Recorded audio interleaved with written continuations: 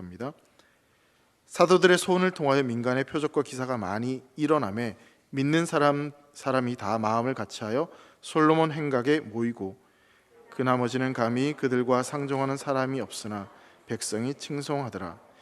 믿고 주께로 나아오는 자가 더 많으니 남녀의 큰 무리더라. 심지어 병든 사람을 메고 거리에 나가 침대와 요 위에 누이고 베드로가 지나갈 때에 혹 그의 그림자라도 누구에게 덮일까 바라고 예루살렘 부근에 수많은 사람들도 모여 병든 사람과 더러운 귀신에게 괴로움 받는 사람을 데리고 와서 다 나음을 얻느니라. 대제사장과 그와 함께 있는 사람 즉 사두개인의 당파가 다 마음에 시기가 가득하여 일어나서 사도들을 잡아다가 옥에 가두었더니 주의 사자가 밤에 옥문을 열고 끌어내어 이르되 가서 성전에서 이 생명의 말씀을 다 백성에게 말하라 하매 그들이 듣고 새벽에 성전에 들어가서 가르치더니 대제사장과 그와 함께 있는 사람들이 와서 공회와 이스라엘 족속의 원로들을 다 모으고 사람을 옥에 보내어 사도들을 잡아오라 하니 부하들이 가서 옥에서 사도들을 보지 못하고 돌아와 이르되 우리가 보니 옥은 든든하게 잠기고 지키는 사람들이 문에 서 있으되 문을 열고 본즉 그 안에는 한 사람도 없더이다 하니 성전 맡은 자와 제사장들이 이 말을 듣고 의혹하여 이 일이 어찌 될까 하더니 사람이 와서 알리되 보소서 옥에 가두었던 사람들이 성전에서 백성을 가르치더이다 하니 함께 읽습니다. 성전 맡은 자가 부하들과 같이 가서 그들을 잡아왔으나 강제로 못하면 백성들이 돌로 칠까 두려워함이더라. 아멘. 여러분 성도 여러분, 생명이 있으면 참 많은 변화를 경험하게 됩니다. 생명이 있으면 반드시 자라나게 되어 있고요. 그래서 그런 말도 있죠. 생명이 있는 것은 아름답다라는 말이 있습니다. 그런 의미에서 본다면 이 자리에 모든 계신 분들은 참 아름다운 분인 줄 믿으시기 바랍니다. 네, 아멘입니다. 참 아름답고 참 존귀한 분들입니다. 여러분 한 가정에 아이가 태어나면요 참 많은 변화들이 일어납니다. 그 생명이 자라나는 과정을 통해서 수없이 많은 변화들을 경험하게 되는데요. 예를 들면 갑자기 온 집안에 장난감들이 가득 차게 되는 일들이 일어나고요. 책장에는 어느 순간 갑자기 동화책들로 가득 차는 일들이 벌어지게 됩니다. 그리고 언젠가부터 집안에서는 고춧가루가 들어간 음식은 전혀 나오지 못하는 그런 일들을 경험하게 되죠.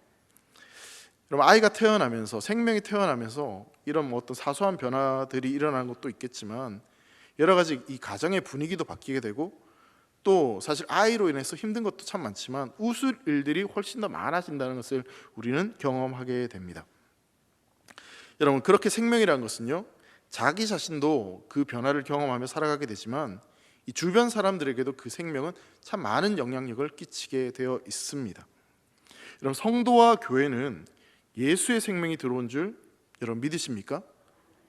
진짜 생명이 들어온 것이 바로 교회이고 바로 저와 여러분들인 성도들입니다. 그렇다면 우리에게는 진정한 생명이 있습니다. 아멘이십니까?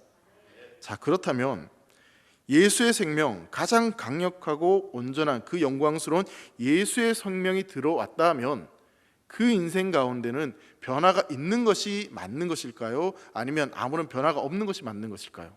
어떻게 생각하십니까? 변화가 있어야 됩니다. 그 생명이 있는 삶은 당연히 변화될 수밖에 없습니다. 진짜 생명이 있는 인생은 달라질 수 있다는 것이죠. 그래서 여러분 우리가 이 사도행전 말씀을 계속 살펴보고 있는데 여러분 이 사도행전 말씀을 보면요 그 생명을 얻은 공동체, 그 성령 충만한 공동체가 어떠한 변화들을 계속해서 경험하고 또 그 변화 속에서 어떠한 열매와 사역들을 이루어가는지를 우리 말씀을 통해서 발견하게 됩니다.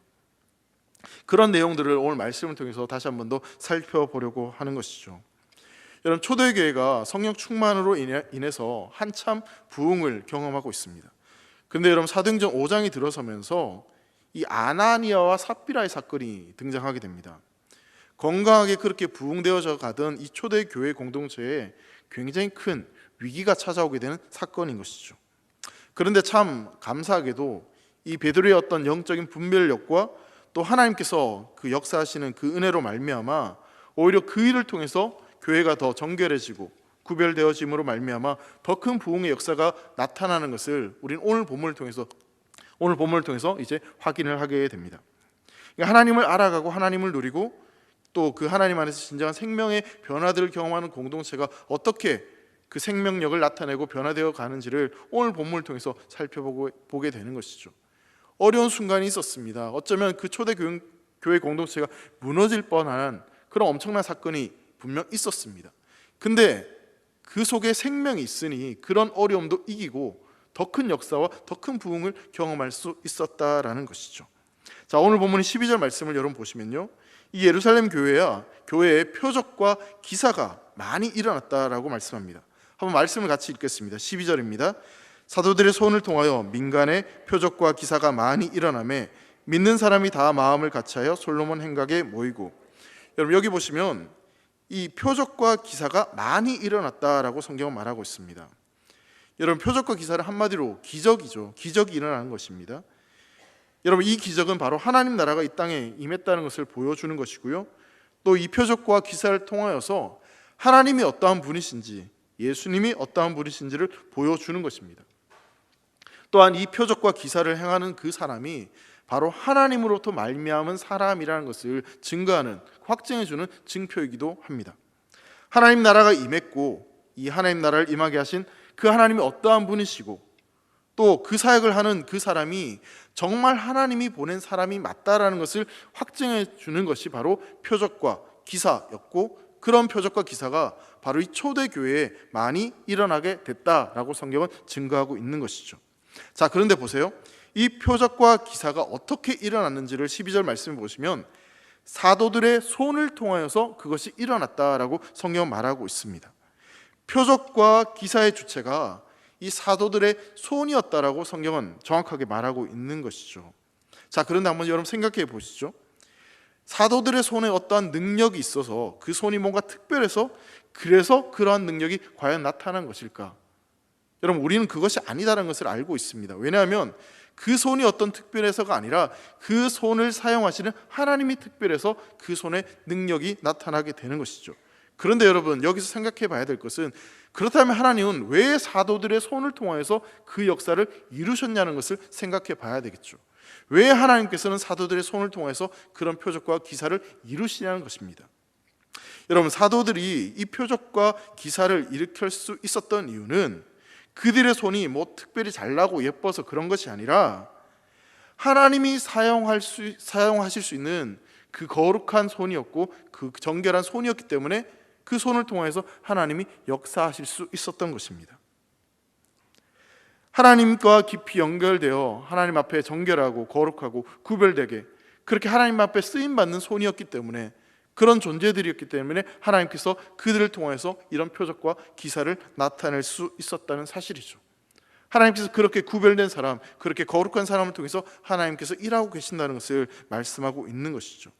자, 그런데요, 오늘 말씀을 보시면요, 이 표적과 기사가 일어나는 곳에 대해서 12절 말씀은요, 이런 설명을 덧붙이고 있습니다. 민간에 일어났다라고 성경은 이야기하고 있죠. 민간에 일어났다. 여러분, 저를 보시는 것도 참 좋은데요, 12절 말씀 이렇게 얘기하면 성경책을 보시는 것도 유익할 것 같아요. 교회가 아니라 민간에 일어났다라고 성경이 이렇게 이야기를 지금 하고 있습니다. 민간이라는 것은요, 교회 안이 아니라 교회 밖이었다라는 것을 지금 이야기하고 있죠.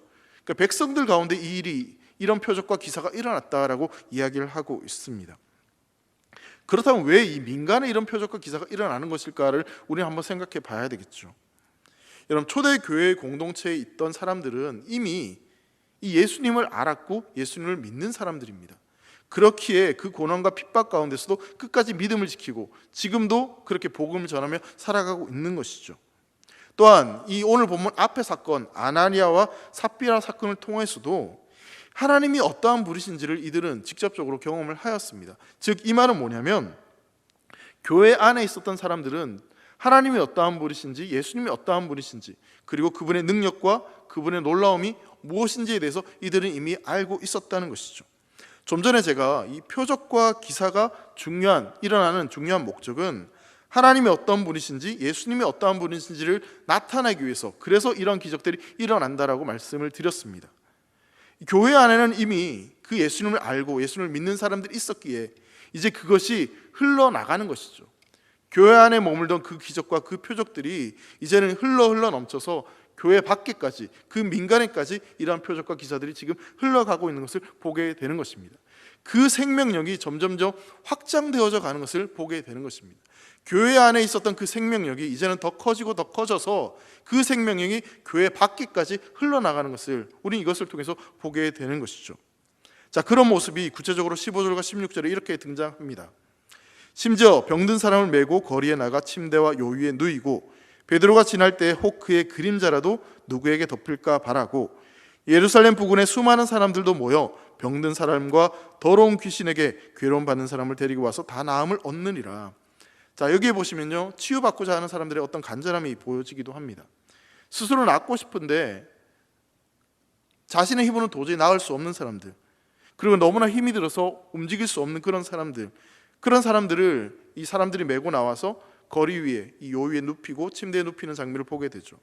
그러고 나서 이들이 기다린 것은, 이 사람들이 너무 많이 몰려있기 때문에 이 베드로와 같은 이 능력 있는 사도가 자신을 직접 이렇게 만지고 치료하지 않더라도 그 사람이 그냥 지나만 가도 뭔가 나을 수 있을 것이란, 뭔가 기대할 수 있을 것이란 그런 마음을 가지고, 그런 믿음을 가지고 거기에 나아오게 됩니다. 근데 그렇게 나왔던 그 믿음, 그 과정을 통해서 그들이 실제로 나음을 받았다라고 그렇게 이야기를 하고 있죠. 그러니까 표적과 기사가 교회 안에 머물렀던 것이 아니라 그 교회 민간에까지 흘러넘쳤는데, 그 민간에 흘러넘치는 모습이 바로 15절과 16절 이런 모습들로 나타나고 있다는 사실입니다. 그러니까 그림자만 스쳐만 가도 그런 표적과 기사가 일어났다, 그렇게 성경은 지금 이야기하고 있는 것이죠. 그러니까 사도들의 사역이 교회 안에만 머무는 것이 아니라 교회 밖에 있는 민간에도 그것이 이루어졌고, 그 민간에 이루어졌던 사역이 어떠한 모습으로 지금 이루어지는지에 대해서 성경은 설명을 하고 있는 것입니다. 점점 그 표적과 기사가 확장되어져 가는 것을 우리는 발견하게 되는 것입니다. 여러분, 사도행전을 한번 잘 생각해 보세요. 사도행전 2장에서 이 공동체가 성령 충만을 경험하게 됩니다. 그리고 나서 예루살렘 교회가, 그래도 어떻게 보면 사도행전에서 가장 첫 번째 기적을 일으키는 사건이 사도행전 4장에 등장하죠. 근데 그 사도행전 4장에서 안전뱅이를 이렇게 세우는 그 장소가 여러분 어딘지 기억나십니까? 성전 미문이었어요. 성전 미문 앞에서 그런 기적이 일어났죠. 베드로와 요한이 은과 금은 내게 없거니와 나사렛 예수의 이름으로 내게 말하노니 일어나 걸어라. 성전 미문에서 이 사람이 이 기적이 경험하게 되죠. 자, 그런데 오늘 보면 15절에 보시면요, 그 성전 미문에서 기적이 일어났던 것이 이제 이 바깥에 예루살렘 거리에서 그것이 일어났다라고 이야기합니다.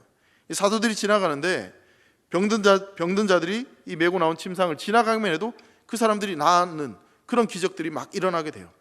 근데 여러분 또 16절에 보시면 어떤 말씀이 나오냐면 예루살렘 부근에 수많은 사람들, 이런 표현이 나옵니다.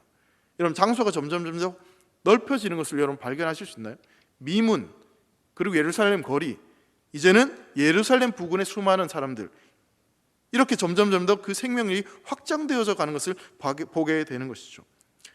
주님께서 사도행전을 시작하면서 그렇게 말씀하셨잖아요. 성령이 너에게 임하시면 예루살렘과 온 유대와 사마리아 땅까지 이르러 이 복음이 증거된다, 그렇게 말씀하셨습니다. 그 말씀 그대로 이 복음이 진짜 생명력이 있기에 그 복음이 점점 더 확산되어져 가고 그 복음의 영향력이 넓혀지는 것을 실제로 우리가 발견하게 되는 것이죠. 생명력을 소유한 공동체, 이 복음을 소유한 이 공동체, 그 복음에는 능력이 있고 생명력이 있기 때문에 그 복음은 겨자씨처럼, 누룩처럼 단순히 작게 안에만 머무는 것이 아니라 흘러서 더 큰 영향력을 끼치고 더 많은 영향력을 나타내고 열매를 맺는다는 것을 우리는 발견하게 되는 것이죠. 여러분, 사도행전 말씀을 우리가 살펴보고 있는데 4장 마지막 부분에 보면요, 예루살렘 교회는 자기 소유를 팔아서 막 나누어주는 공동체였어요. 자기 것을 자기 것이라 하지 않고 이 자기의 집과 밭까지 팔아가지고 다른 사람들의 필요들을 채워주고 함께 나눠주는 그런 공동체였습니다. 여러분, 이게 말씀에 나오니까 쉬운 이야기처럼 보이지만 내 것을 팔아서 다른 사람의 필요를 채워주는 것이 결코 쉬운 일이 아닙니다.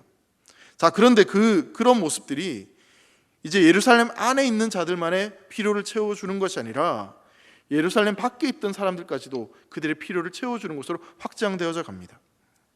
당시 초대교회의 어떤 배경 자료를 보면요, 예루살렘 주변에는 약 한 19,000명 정도의 빈민들이 실제로 거주하고 있었다고 합니다. 근데 이 예루살렘 교회는 그렇게 이 19,000명이나 되는 이 빈민들에게 자기들의 먹을 것을 베풀고 섬기고 나눠주는 그런 일들을 실제로 했다고 해요. 여러분, 이들이 물질적인 어떤 풍요가 있어서 그래서 부유해서 그렇게 한 것이 아닙니다. 왜 이들이 이렇게 할 수 있었겠습니까? 그 안에 생명력이 있기 때문에, 생명이 있기 때문에 그것을 흘려보낼 수 있었던 것이었죠. 오늘 본문에도 보시면요, 사도들이 단순히 교회 안에서만 어떠한 그 생명의 기적과 표적을 행하는 것이 아니라 민간에, 예루살렘 거리에 있던 사람들, 아니 예루살렘 밖에 있었던 그 사람들까지 그 능력들이 흘러가고 있는 것을 보게 됩니다. 살아있는 공동체였기 때문에, 그 생명력이 있기 때문에 그것이 흘러갈 수밖에 없었던 것이죠. 예수의 복음으로 진정 살아있는 공동체였기 때문에 그들은 이 소금의 빛의 역할을 감당할 수 있었고 그 생명력을 전할 수 있었던 것입니다. 여러분, 생명력 있는 공동체의 특징이 바로 이것입니다. 그 생명은 흘러가게 되어 있습니다. 그 생명을 통해서 다른 주변을 살릴 수 있는 그 능력들이 흘러간다는 것이죠. 자, 그런데 여러분 12절에 보시면요, 또 한 가지 발견할 수 있는 부분이 있습니다. 이들은 다 마음을 같이하여 믿는 사람들이 솔로몬 행각에 모였다라고 이야기하고 있습니다. 여러분, 이들이 왜 이렇게 한 자리에 모였을 것일까? 모이는 것이 과연 쉬웠던 것일까? 한번 생각해 보면요, 이들이 이렇게 함께 예수의 이름으로 모인다는 것은 결코 쉬운 일이 아니었습니다. 그런데도 이들은 모이기에 힘을 썼다, 그렇게 성경은 이야기하고 있죠. 가장 먼저 이들이 모일 수밖에 없었던 이유는 그들이 처한 그 핍박과 그 시련이 너무나 고통스러웠기 때문에, 그래서 이들은 더더욱 모일 수밖에 없었습니다. 여러분, 앞서서 베드로와 요한이 산헤드린 공회에 잡혀갔을 때 산헤드린 공회에서 너희들 앞으로 예수님의 이름을 증거하거나 부활을 증거하면 이제 다 잡아 가둘 거야, 그렇게 협박을 했습니다. 다시는 예수님을 증거하지 마, 그렇게 협박을 했죠. 자, 그런 핍박과 그런 협박이 점점 더 심해지는 상황이 있었습니다. 근데 그렇게 핍박과 그 어려움이 심해지면 심해질수록 이들은 어떻게 했냐면 더 모이기에 힘썼어요. 더 하나 되기에 힘을 썼던 것이죠. 여러분, 그 인터넷 영상 가운데 나중에 한번 찾아보세요. 논산훈련소 연무대교회 찬양 이렇게 딱 검색하면요, 가장 먼저 딱 뜨는 찬양의 영상이 있습니다. 그게 뭐냐면 실로암이에요. 실로암. 이 연무대교회에서 이 훈련병들이 실로암 찬양을 부르는 장면이 딱 뜨는데요, 진짜 집에 가서 한번 들어보세요. 야, 이렇게도 찬양을 하는구나 아마 느끼실 수 있을 거예요. 왜냐하면 이 훈련병들이 이 군가처럼 떼창을 하는데 진짜 이 천장이 들썩들썩일 정도로 엄청난 소리로 그렇게 찬양하고 뛰고 막 소리 지르고 그렇게 하는 거예요. 여러분, 군대 얘기를 해서 참 죄송하지만요, 여러분 군대에 가면요 주일이 정말 기다려집니다. 그 이유는요, 예배당에 가면 제 때는 그랬어요. 저 때는 초코파이를 주니까 이 초코파이 먹고 싶어서 사실 가고 싶은 마음도 있었지만 요즘은 햄버거 뭐 이런 거 주긴 한다더라고요. 여러분, 너무 훈련이 고되고 사실 쫄병일 때는 교회에 가야지 그래도 유일하게 좀 자유가 있고 고참들의 이 터치를 받지 않는 그런 유일한 장소이기 때문에, 그리고 사실 이제 사람이 좀 고생을 하게 되면 뭔가 그리워지는 마음들이 있거든요. 내가 예배드렸던 그 예배 장소, 그 어머니 뭐 이런 존재들이 그리워지니까 주일이 그렇게 기다려집니다. 그래서 이제 그렇게 힘든 훈련을 마치고 이 교회에 딱 들어가면 찬양을 할 때 그냥 목이 터져라고 막 찬양을 하는 거예요. 얼마나 막 뜨겁게 찬양하는지 그때만큼 뜨겁게 찬양했던 적이 없었던 것 같아요. 기도하면 막 눈물이 줄줄줄 막 흐르죠. 막 너무 막 감격스러워서, 은혜가 돼서. 근데 참 이상하게도 말씀을 들을 때는 왜 그렇게 잠이 오는지, 찬양은 막 뜨겁게 하고 기도는 막 눈물 주룩주룩 하면서 말씀을 딱 듣는 그 순간은 아주 깊은 단잠에 빠져서, 그래서 사실 주일이 너무너무 기다려지는 날이었던 것 같아요. 여러분, 성도님들 가운데 예배 이렇게 잘 안 나오시는 분들이, 특별히 이제 뭐 수요 예배, 뭐 금요 영성 집회 이렇게 안 나오시는 분들이 갑자기 수요 예배 나오고 금요 영성 집회로 이렇게 딱 나오시면 두 가지 마음이 있어요. 아, 참 감사하다, 기쁘다, 이제 드디어 저분이 정신 차렸구나, 뭐 이런 마음이 사실 있지만, 다른 마음 한편 어떤 마음이 드냐면 불안해요. 무슨 또 어려운 일이 생겨서, 어떤 어려운 일이 생겨서 저렇게 또 기도하러 나오시지? 제일 겁나는 게 뭔지 아십니까? 갑자기 새벽 기도 나올 때요. 새벽 기도 나와서 갑자기 엎드려서 눈물을 흘리고 기도할 때 묻지도 못하고 말도 안 하고, 그때가 사실 제일 걱정이 되고 또 감사하기도 하고 그런 마음들이 있습니다. 여러분, 죄송하게도요, 갑자기 이렇게 예배의 자리를 사모하고 기도의 자리를 사모하는 분들을 대부분 보면 그들이 뭔가 특별한 회심과 특별한 은혜를 경험해서이기도 하지만 10명 중에 절반 이상은 뭔가 인생에 문제가 있어서 어려움이 생겨서 그렇게 나오는 분들이 대부분인 것 같아요. 여러분, 선교사님들이요, 이 고국에 있는 교회에 오면 예배 자리만 있는 것만으로도 막 감사하고 기쁘다고 말씀하시잖아요. 왜 그렇겠습니까? 이 선교사는 예배를 마음껏 드릴 수 없고 핍박이 있으니, 어려움이 있으니 예배 자리에 있는 것만으로도, 믿음의 성도들과 함께하는 것만으로도 그렇게 감사하고 기쁜 것입니다. 초대교회도 마찬가지였습니다. 핍박이 있으니, 어려움이 있으니 더 모이기에 힘쓰고 그 생명을 더 사모할 수밖에 없었던 것이죠. 또 다른 이유도 있었어요. 그러니까 하나님을 알아가는 그 즐거움과 그 기쁨이 너무나 좋았기 때문에 아무리 핍박이 있어도 어려움이 있어도 그 자리를 떠날 수가 없었던 것입니다. 하나님을 점점 알아갈 수 있는 그 자리를 사모할 수밖에 없었던 것이죠. 사랑하는 성도 여러분, 우리가 그 하나님을 경험할 때, 그 하나님을 알아가는 그 기쁨이 있을 때 기대감이 있고 더 모이고 더 그 자리로 나아가고 싶은 마음이 들 수밖에 없는 것이죠. 여러분, 누군가를 그리워하고 사모할 때는요, 그 전날 잠을 자기 전부터 설레이고 가슴이 두근거리고 누가 깨우지도 않았는데 아침 일찍 일어나는 그런 일들을 아마 경험해 보셨을 거예요. 마치 소풍 가기 전 이 어린아이의 마음처럼 뭔가 기대하고 뭔가 바라보는 것이 있다면 그것 때문에 기대되고 두근거리는 마음이 있다라는 것이죠. 초대교회도 마찬가지였습니다. 그 두근거림과 그 기대함, 그 생명력에 대한 기대감이 있었기 때문에 이들은 더 모일 수밖에 없었습니다.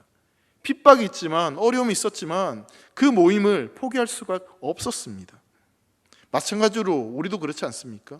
우리가 위 예배 자리, 왜 이 모이는 시간을 포기할 수 없습니까? 이곳이 바로 생명이 있는 자리고, 이곳에서 바로 하나님의 임재를 경험하고 하나님의 은혜를 경험하는 자리이기 때문에 우린 절대로 이 자리를 포기할 수 없는 것이죠. 더 모이기에 힘써야 될 이유가 바로 거기에 있는 것입니다. 또 하나는 그 어려움 가운데 혼자 있으면 그 신앙이 무너질 수 있기 때문에 나와 함께 어려움을 겪고 있고 나를 지탱해주고 나를 도와줄 수 있는 그 공동체가 있는 그곳을 그들은 사모하며 그 자리로 나와 함께 힘이 되어주고 함께 격려하고 있었던 것입니다. 이것이 바로 이 생명력에 있는 이 공동체의 모습이었습니다. 생명력이 있기 때문에 더 모이기에 힘쓰고 그 더 은혜의 자리를 사모하고 서로를 세워주고 격려하고 그렇게 함께 살아가고자 하는 그 마음들, 그것이 바로 생명력 있는 공동체의 모습이었다는 것이죠. 그런데 놀라운 일이 무엇인지 아십니까? 그렇게 모이고 그렇게 생명력을 나타내는 공동체를 통해서 어떤 일이 벌어지는지에 대해서 13절과 14절 말씀에 이렇게 말씀하고 있습니다. 그럼 같이 한번 읽어보겠습니다. 시작. 그 나머지는 감히 그들과 상종하는 사람이 없으나 백성이 칭송하더라. 믿고 주께로 나아오는 자가 더 많으니 남녀의 큰 무리더라. 13절에 보시면 그 나머지 이런 표현이 있는데요, 이 사람들 도대체 누구일까를 한번 생각해 보면, 이 사람들은요 교회 밖의 사람이긴 한데 이 복음을 박해하거나 대적하는 사람이라기보다는 그 뒤에 나와 있는 표현이 보면 백성을 칭송한 그 사람들과 같은 사람이라고 볼 수 있습니다. 그래서 공동번역 성경은 이 부분을 이렇게 해석을 합니다. 그러나 다른 사람들은 신도들의 모임에 끼어들 생각을 감히 하지 못하였다. 그러면서 백성들은 그들을 칭찬하였다. 이렇게 표현을 하고 있습니다. 그러니까 같은 이 초대교회 공동체를 칭송했던 사람들이 이 똑같은 그 나머지 사람들과 똑같은 사람들이었다라고 이야기를 하고 있죠. 자, 그런데 재밌는 표현이 뭐냐면 상종하지 못했다라는 표현이 여기에 나옵니다. 그러니까 초대교회 공동체 그 안으로 들어가지 못하고 함께 교제하지 못하였다라고 이야기하고 있는 것이죠. 여러분, 상종하다는 이 원어의 뜻은요, 악교가 딱 붙듯이 이 밀착해 있는 그런 것을 이야기하는 것입니다.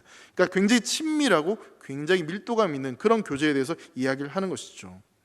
자, 그런데 이런 친밀하고 밀도감 있는 이 교제 안으로 들어오지 못하는 사람들이 있었다라는 것입니다. 근데 그 사람들이 그런 모임에 있는 사람들을 너무나 부러워했고 그 사람들을 칭찬했다. 그 속에서 매력을 느꼈다라고 이야기하고 있는 것이죠. 자, 이들이 초대교회에 굉장히 큰 매력을 느끼면서도 왜 이들이 그 공동체 안에, 그 교제 안에 들어오지 못했던 것일까요? 여러분, 감히 상종하지 못했다, 그냥 상종하지 못했다면요, 저런 것들은 꼴도 보기 싫어, 상종도 하지 마, 이런 뉘앙스처럼 보여지는데, 근데 여러분 여기에 보시면 감히 상종하지 못했다는 이 말은 뭐냐면 자신들이 그들과 함께 하기에는 너무나 누추하고 너무나 보잘것없는 존재라고 생각했기 때문에, 즉 자신을 낮추는 그런 표현으로 지금 이야기를 하고 있는 것입니다.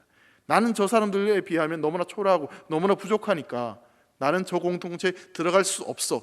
그런 뉘앙스로 말을 하고 있는 것이죠. 이게 무슨 말이냐면요, 이 교회 밖에 있었던 사람들이 그 교회 안에서 그들이 생명력이 있는 모습들을 바라보니 교회를 향한 경외심, 교회를 향한 두려움이 그들 안에 생겨났다는 것입니다. 그렇다면 그 두려움이, 그 경외심이 왜 이들에게 나타났겠습니까? 오늘 보면 앞에 있었던 그 아나니아 삽비라 사건을 한번 통해서 우리가 살펴볼 수 있을 것 같은데요, 11절 말씀을 보시면 온 교회와 이 일을 듣는 사람들이 다 크게 두려워하니라 라고 말씀하고 있습니다. 여러분, 이 일이 어떤 일이었습니까? 아나니아와 삽비라의 사건이었죠. 거짓을 말했던 이 아나니아와 삽비라가 이 강력한 성령의 임재하심을 말미암아 그 공동체에서 직사해버리는 그런 일이 벌어졌습니다. 그 일 가운데 교회는 하나님 앞에 엎드립니다. 하나님 앞에 엎드리면서 자복합니다. 여러분, 교회 안에는요, 두 가지의 엎드림이 존재할 수 있습니다. 하나는 자기의 죄 때문에 엎드러지는 아나니아와 삽비라와 같은 엎드러짐이 있고요, 또 하나는 하나님을 경험하고 그 하나님을 깨달음을 말미암아 그 하나님 앞에서 두렵고 떨리는 마음으로 엎드려지는 그 엎드림이 있습니다. 초대교회는 그렇게 하나님 앞에 하나님을 알고 깨닫고 나서 그 앞에 엎드렸습니다.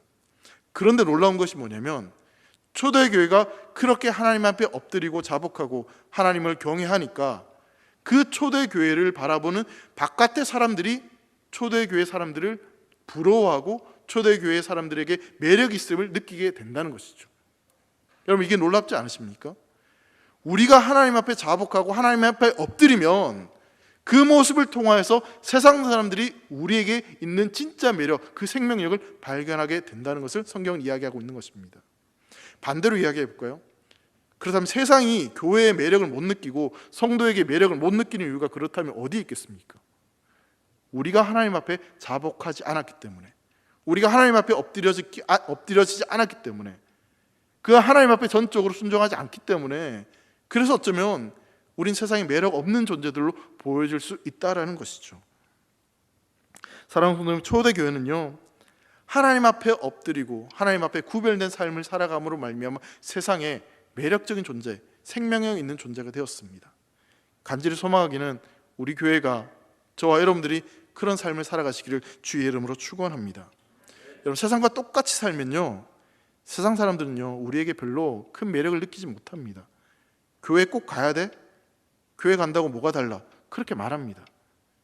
그렇기에 우리는요, 그 하나님 앞에서 똑바로 살아야 됩니다. 그 똑바로 살아가는 삶이 무엇이겠습니까? 하나님 앞에 엎드리는 삶입니다. 하나님 앞에 전적으로 순종하는 삶, 엎드리는 삶, 그것이 바로 하나님 앞에 살아가는 우리의 삶의 자세이고, 그 모습이 바로 세상 사람들한테 매력적으로, 그 세상들이 보기에 두려운 것으로 증거될 수 있다는 것이죠. 자, 그런데 더 놀라운 것이 있습니다.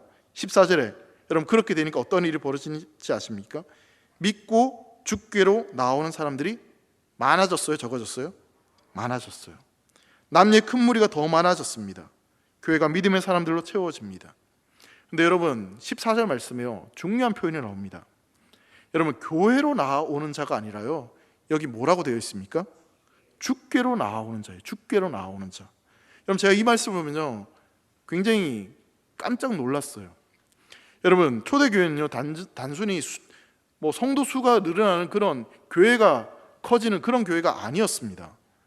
여러분, 이들이 교회에 나오는 이유가 분명히 있었어요. 그것은 바로 주님을 만나기 위해서, 주님 안으로 들어가기 위해서, 주님께 속하기 위해서 주님께로 이들이 나왔다는 것입니다.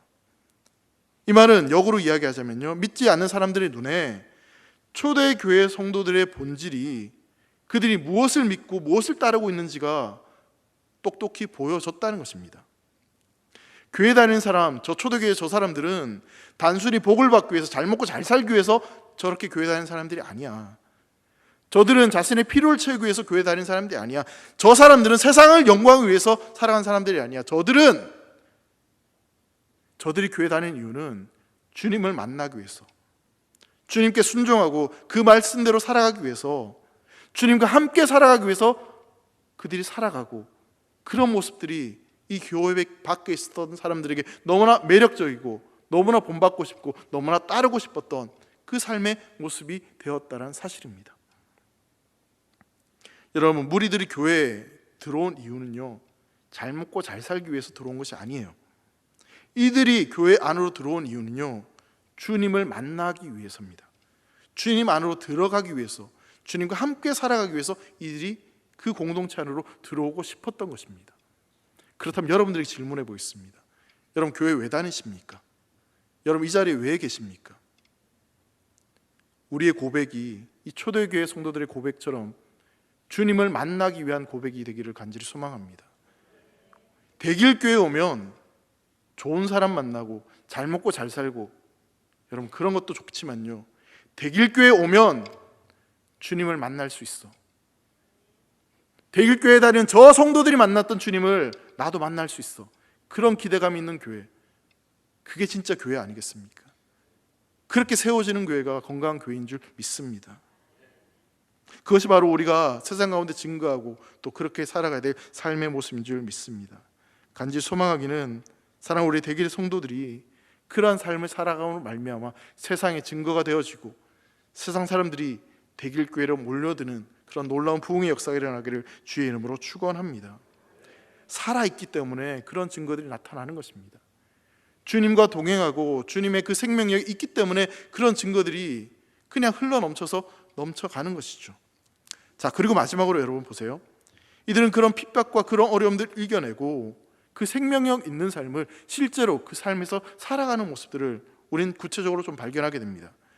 여러분 17절 말씀을 보시면요, 대제사장과 그와 함께 있는 사람 즉 사두개인의 당파가 다 마음에 시기가 가득하여 일어나서, 그리고 이런 18절에 보시면요, 사도를 어떻게 합니까? 옥에 가두었다라고 그렇게 이야기를 합니다. 여러분 살아있고 생명력 있는 공동체는요, 사단이 그냥 가만히 내버려 두지 않습니다. 핍박합니다. 자, 그런데 보세요. 그 핍박을 하는 주체가 누구입니까? 대제사장들과 사두개인입니다. 여러분 이 사람들은요, 엄밀히 이야기하자면 하나님과의 관계 속으로 백성들을 이끌어 가야 되는, 초대해야 되는 사람들이 대제사장들입니다. 근데 지금 이들이 하나님과의 관계 속에서 하나님을 누리고 있는 이 사람들을, 생명을 전하고 있는 이 사람들을 오히려 옥에 가두어 버립니다. 근데 왜 이런 일이 일어났다고 성경은 이야기합니까? 17절 하반절에 보시면요, 그들 마음에 뭐가 있다고요? 시기가 가득했다는 거예요. 생명이 아니라 그들 마음속에 시기가 가득한 겁니다. 이들이 사도들을 옥에 가두는 기준이 무엇입니까? 진리가 아니에요. 생명이 아니에요. 시기하는 마음 때문에, 질투하는 마음 때문에 옥에 가두는 것이죠. 여러분 사람이 연약하기 때문에 실수할 수 있습니다. 저도 실수합니다. 시기합니다. 근데 여러분 문제는 뭐냐면요, 이들 마음속에는요, 욕심, 탐욕, 그 시기심이 가득히 있어요. 그 말은 뭐냐면 그들 속에 예수님이 없습니다. 그들 속에 하나님이 없습니다. 말씀이 없습니다. 그러니 자기가 하고 싶은 대로, 자기의 욕심대로 그렇게 따라가는 것이죠. 생명이 이끄는 방향, 그 생명이 없으니까 그 방향을 모르고 자기가 하고 싶은 대로 그렇게 살아가는 것입니다. 여러분 하나님께 사로잡히고 말씀에 사로잡힐 때 우리는 올바른 판단을 할 수 있습니다. 사도행전의 말씀처럼 우리가 성령 충만할 때 우리는 우리의 욕심을 이기고 탐욕을 이기고 하나님께서 원하시는 삶으로 나아갈 수 있다는 사실이죠. 즉 우리가 생명력 있는 삶을 살아가기 위해서는 성령께 사로잡힌 삶을 살아가야 된다는 것을 이야기하고 있는 것이죠. 사도들은요, 사람들을 자유케 하는데, 근데 이 대제사장들과 이들은 오히려 사람들을 가두어 버리는, 자유를 억압하는 일을 저지르고 맙니다. 이제 19절에 보시면요, 주의 천사가 이 옥에 가두었던 이들을 풀어주게 됩니다. 그러면서 뭐라고 이야기합니까? 성전에 가서 생명의 말씀을 전하라 라고 이야기하죠. 자, 그래서 21절에 보시면 이들이 성전에 생명의 말씀을 가르치고 있는데, 21절 하반절에 보시면요, 대제사장과 그와 함께 있던 사람들이 공회와 이스라엘 족속의 원로들을 다 모으고 이 부하들을 보내어가지고 옥에 가서 이 사도들을 잡아오라고 이야기합니다. 근데 여러분 이 옥에 사람이 있었을까요, 없었을까요? 19절에 주의 천사가 이들을 어떻게 했다고 그랬죠? 풀어줬다 그랬죠. 자, 그럼 21절에 이 대제사장들과 이들이 옥에 가서 사도들을 잡아와라, 그래서 부하들이 갔어요. 그럼 그 옥에서 이 사도들을 발견할 수 있었을까요, 없었을까요? 너무 어려운 질문 아니잖아요. 없었다고 했잖아요. 그러면 당연히 부하들이 갔으니 옥에 갇혀 있었던 사도들이 없는 거예요. 23절에 보시면 이르되 우리가 보니 옥은 든든하게 잠기고 지키는 사람들이 문에 서 있으되 문을 열고 본즉 뭐라 그래요? 한 사람도 없는 거예요. 예. 옥문은 그대로 잠겨 있는데, 도처는 그대로 있는데 이 사도들을 데리고 갔더니 사람은 아무도 없는 그런 상황이 되는 거죠. 그래서 24절에 보시면 성전 맡은 자와 제사장이 이 말을 듣고 의혹하여 이 일이 도대체 어떻게 된가 당황스러운 거죠. 당연히 옥에 가두었다고 생각했고 이제 재판을 하려고 데려오라고 했더니 이 사람들이 사라져 버린 겁니다. 그들의 소식이 다시 25절에 들리기 시작하는데 25절에 보시면요, 사람이 와서 알리되 보소서 옥에 가두었던 사람들이 뭐라고 말합니까? 성전에 서서 백성들을 가르치더이다. 옥에 가두었던 이 사람들이 무슨 일인지 모르겠지만 성전에 서서 백성을 가르치고 있었다라고 이야기하고 있습니다. 성전에서 가르치고 있는 사람들을 그래서 다시 또 잡아오는 거예요. 옥에 가서 없었던 사람이 성전에 가르치고 있으니 그냥 성전에 가서 잡아오는데, 근데 또 재밌는 표현이 뭐냐면 백성들이 돌로 칠까 봐 두려워서 강화 쪽으로 끌지는 못하고 이렇게 데리고 왔다, 그렇게 성경을 이야기하고 있습니다. 여러분, 사도들이 왜 옥에 갇혔죠? 아까 말씀드린 대로 이 산헤드린 공회에서 다시는 예수의 이름을 증거하지 마, 부활을 증거하지 마 그랬는데 그럼에도 여전히 이들이 예수님을 증거했습니다. 도망치지도 않고 오히려 더 담대하게 예수님을 증거할 수 있도록 기도까지 하면서 더 열심히 예수님을 증거했습니다. 복음을 계속 전합니다. 그러니 당연히 감옥에 갇히게 된 거죠. 자, 그러다가 다시 주의 사자가 나타나서 이들을 풀어줍니다. 기적적으로 그렇게 풀려나게 되죠. 자, 그런데 여러분 보세요.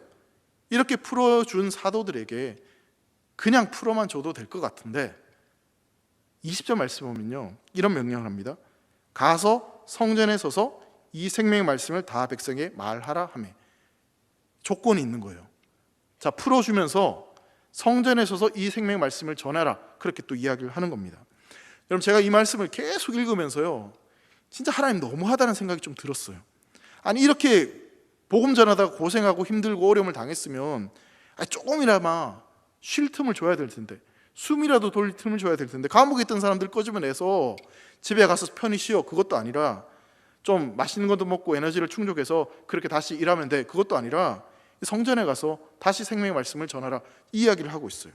근데 여러분, 성전에 가서 전하라 이렇게 되어 있는데, 여러분, 이 성전에 이런 표현이 맞는지 모르겠지만 이 성전을 장악하고 있었던 사람들이 지금 누구였을까요? 대제사장들과 서기관들이었어요.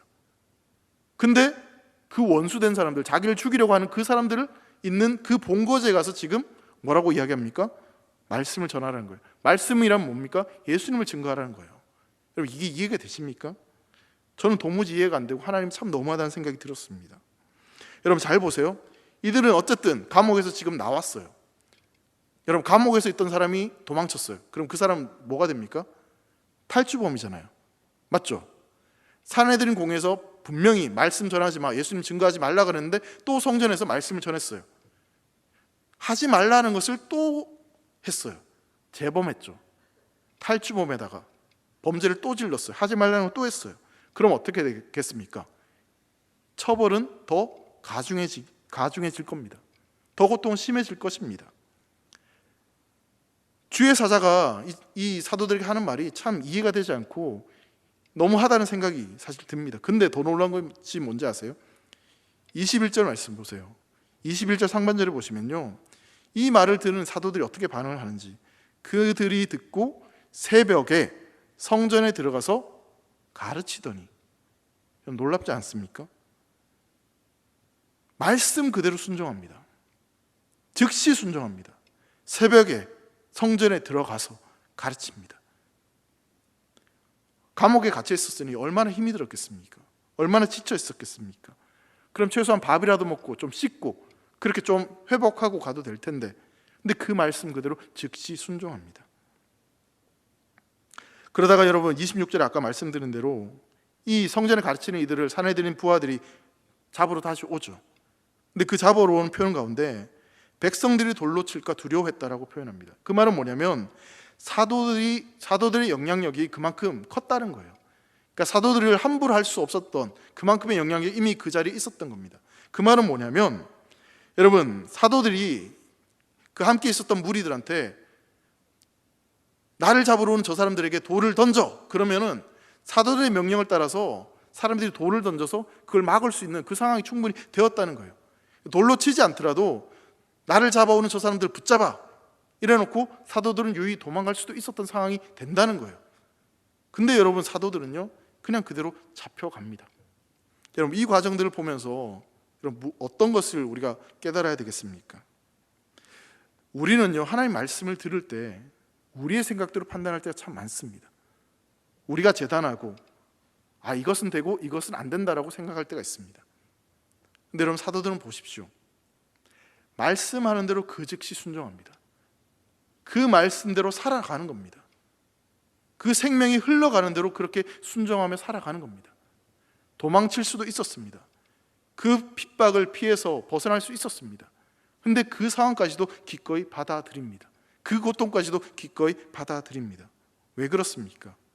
진짜 생명이 그들에게 있었고 그 생명대로 살아가는 것이, 그 생명을 주신 그 주인의 말씀대로 살아가는 것이, 그것이 바로 사명이고 그것이 걸어가야 될 길이었기 때문에 그 말씀 그대로, 그 핍박이 있다 할지라도 그대로 걸어가는 것입니다.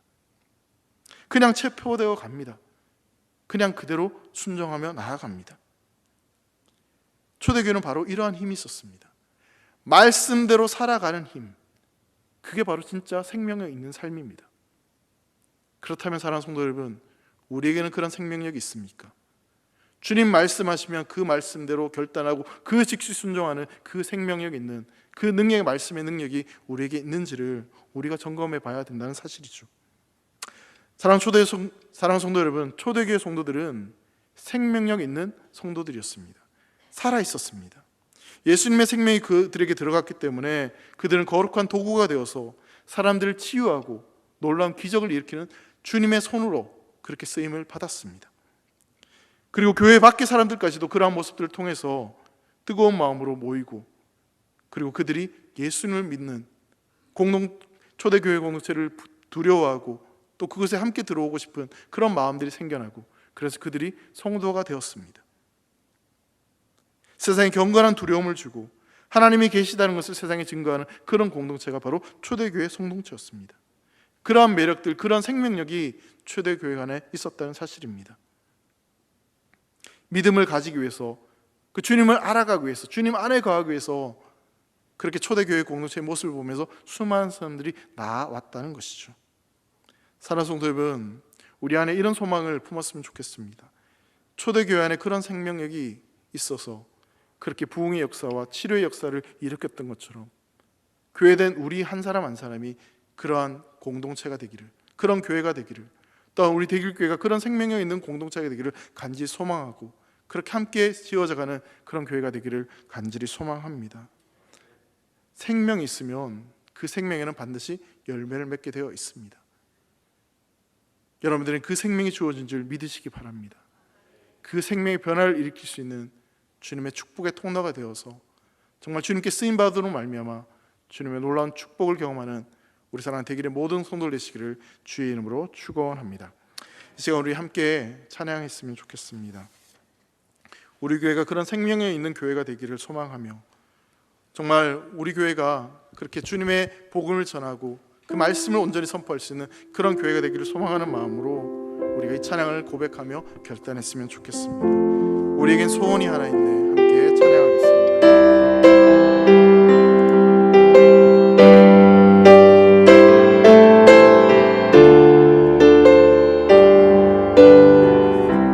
우리에겐 소원이 하나 있네. 우리에겐 소원이 하나 있네. 주님 다시 오실 그날까지 가슴에 새긴 주의 십자가 사랑, 나의 교회를 사랑케 하네. 주의 교회를 향한 우리 마음, 희생과 포기와 가난과 고난, 조차 우리 막을 수 없네. 우리 교회는 이 땅의 희망, 이 땅의 희망. 교회는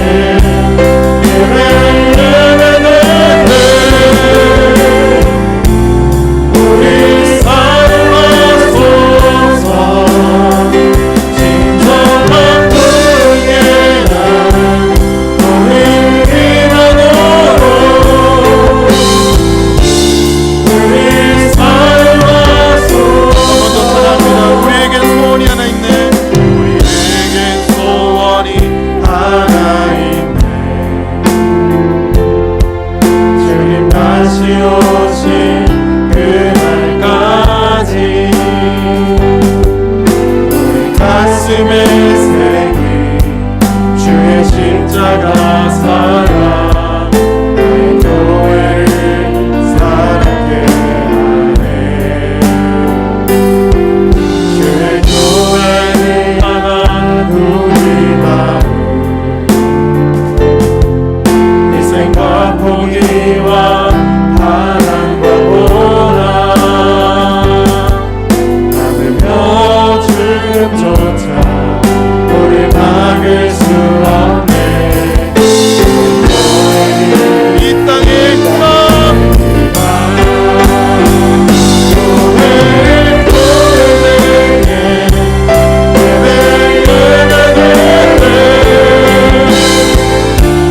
우리 사랑하소서. 진정한 후회만 우리 임하도록 우리 사랑 성령 안에 예배하리라. 성령 안에 예배하리라. 자유의 하늘으로 사랑으로 사용하라. 교회는 생명이니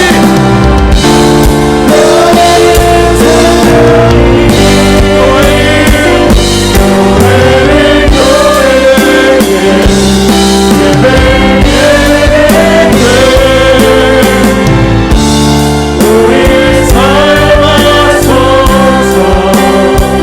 진정한 은혜와 오늘 임하도록 우리 사랑하소서. 여러분, 이 땅에 진짜 생명 있는 공동체는 교회밖에 없습니다. 그리고 진짜 생명을 소유한 사람은 여러분밖에 없어요. 성도밖에 없습니다. 그렇다면 우리는 그 생명을 흘려보내야 할 사명과 책임감이 주어진 존재임을 믿으시기 바랍니다. 우리 이 시간 함께 이렇게 기도했으면 좋겠습니다. 그 생명을 살아가게 하여 주시옵소서. 어떠한 고난과 어떠한 어려움이 있다 할지라도 그 생명을 흘려보낸 삶을 살게 하여 주시옵소서. 그 생명을 통하여서 사람을 살리는 일을 하게 하여 주시옵소서. 사람을 고치는 일을 하게 하여 주시옵소서. 그 생명을 통하여서 매력 있는 존재로, 그리고 세상 사람들에게 하나님을 증거하는 그 생명력 있는 존재로 그렇게 쓰임받게 해달라고, 우리 교회와 여러분 자신을 위해서 그 생명을 전할 수 있는 사명을 감당하기 위해서 이 시간 주님의 이름을 힘있게 부르고 합심해서 함께 기도하겠습니다. 주님을 찾습니다.